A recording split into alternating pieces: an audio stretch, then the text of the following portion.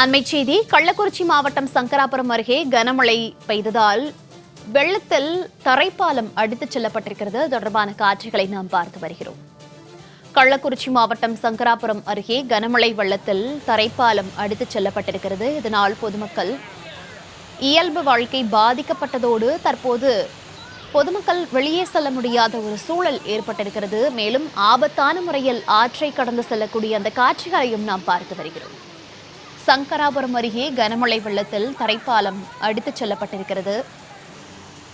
தரைப்பாலம் அடித்துச் செல்லப்பட்டதால் ஆபத்தான முறையில் கயிறு கட்டி அப்பகுதி மக்கள் ஆற்றை கடக்கக்கூடிய ஒரு சூழல் ஏற்பட்டிருக்கிறது. பாலத்தின் தூண்களுக்கு இடையே கயிறு கட்டி அப்பகுதி மக்கள் ஆற்றை கடக்கக்கூடிய ஒரு சூழல் ஏற்பட்டிருக்கிறது.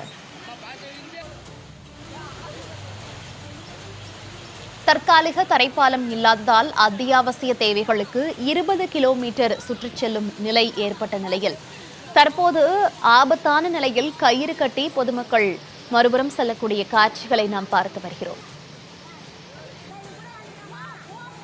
சங்கராபுரம் அருகே தற்காலிக தரைப்பாலம் மழைநீர் வெள்ளத்தில் அடித்துச் செல்லப்பட்டதால் தற்போது அப்பகுதி மக்கள் இயல்பு வாழ்க்கை பாதிக்கப்பட்டிருக்கிறது. மேலும் அத்தியாவசிய தேவைகளுக்கு 20 கிலோமீட்டர் தூரம் சுற்றிச் செல்லும் அவல நிலை ஏற்பட்டிருக்கிறது. இந்நிலையில் பொதுமக்கள் ஆபத்தான நிலையில் கயிறு கட்டி ஆற்றை கடந்து செல்லக்கூடிய அந்த காட்சிகளை நாம் பார்த்து வருகிறோம்.